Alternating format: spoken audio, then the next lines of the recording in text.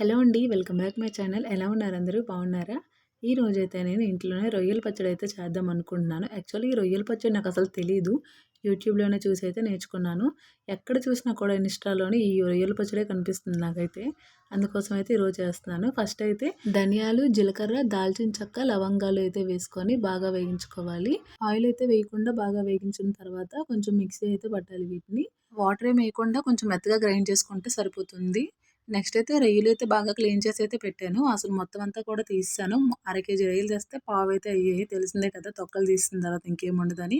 ఒక కప్పు వరకు ఆయిల్ అయితే వేసి రొయ్యలైతే వేపుతున్నాను. రొయ్యలు బాగా వేపాలట. లేదంటే బూజైతే వచ్చేస్తదట పచ్చడి. ఫస్ట్ టైం కదా ట్రై చేస్తున్నాను అనేసి తక్కువే తీసుకున్నాను. నెక్స్ట్ టైం బాగుంటే ఇంకొంచెం ఎక్కువ చేయొచ్చు అనేసి. ఈ రొయ్యలు అనేది అలా కలుపుతూ ఉండాలి. లేదంటే అడుగు పెట్టేస్తున్నాయి. అందుకోసం అయితే అలా 5 మినిట్స్‌కి ఒకసారి అలా కలుపుతూ ఉంటుంటే ఈ రొయ్యలు అనేవి గోల్డెన్ కలర్‌లో వచ్చినంత వరకు కూడా వేగించాలట. అయితే ఎక్కడ చూసినా కూడా ఈ ఇన్‌స్టాలోని చికెన్ పచ్చడి, లేదంటే రొయ్యల పచ్చడి అందరూ కూడా ఈ ఫుడ్ బిజినెస్ కూడా ఇవి స్టార్ట్ చేసేస్తున్నారు. ఎక్కడ చూసినా కూడా ఇవే. అందుకోసం అయితే మనం బిజినెస్ స్టార్ట్ చేసినంత సీన్ లేదు కానీ, అసలు ఎలా ఉంటుంది టేస్టు అనేసి అయితే నేను ట్రై చేద్దాం అనేసి అయితే చేశాను. రొయ్యలు తొక్కలు తీయబోతికి నాకు సరిపోయింది. ఎంత టైం పట్టిందో. ఇలా గోల్డెన్ కలర్ వచ్చినంత వరకు కూడా రొయ్యలన్నీ కూడా బాగా వేయించుకొని అందులోనైతే ఫ్రెష్‌గా రుబ్బి పెట్టుకున్న అల్లం వెల్లుల్లి పేస్ట్ అయితే వేసుకోవాలి. ఒక 2 స్పూన్స్ వరకు వేసుకున్నాను నేను. అంటే రొయ్యలు బట్టి మనకి క్వాంటిటీ బట్టి అయితే మనం వేసుకోవాలి.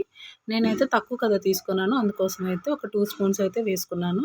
ఇందులోనే కొంచెం పసుపు వేసుకొని అయితే బాగా కలుపుకొని కొంచెం కారం, ఉప్పు కూడా వేసి ఇవన్నీ కూడా టేస్ట్‌కి సరిపడినట్టుగా అయితే వేసుకోవాలి. అంటే మనకి అక్కడ యూట్యూబ్‌లో ఎలా చూపిస్తున్నారంటే అర కేజీకి ఇంత, పావు కేజీకి ఒక కప్పు అలా చెప్తున్నారు.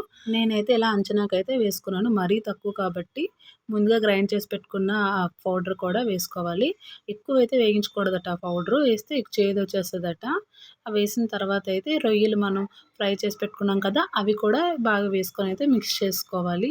ఇవి బాగా మిక్స్ చేసుకున్న తర్వాత అంటే మొత్తం అంతా కూడా ఫ్లేవర్ అంతా కూడా రొయ్యలది దిగుతుంది. ఇలా మనం ఒక 1 అవర్ పాటు అయితే పక్కన పెట్టేయాలి. 1 అవర్ పాటు పక్కన పెట్టేస్తే పూర్తిగా చల్లారిపోద్ది కదా! ఆ చల్లారిపోయిన తర్వాత అయితే నిమ్మరసం అయితే వేసుకోవాలి. నిమ్మరసం అయితే నేను ఒక 2 నిమ్మకాయల వరకు అయితే వేసుకున్నాను. వేసిన తర్వాత అయితే బాగా మిక్స్ చేసుకోవాలి. ఈ పచ్చడి అనేది 3 నెలల వరకు అయితే నిలవ ఉంటుందట.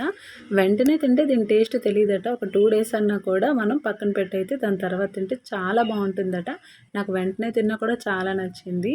వీడియో కనుక నచ్చితే లైక్ అండ్ సబ్స్క్రైబ్ చేసుకోండి. మరొక వీడియోతో మళ్ళీ కలుద్దాం.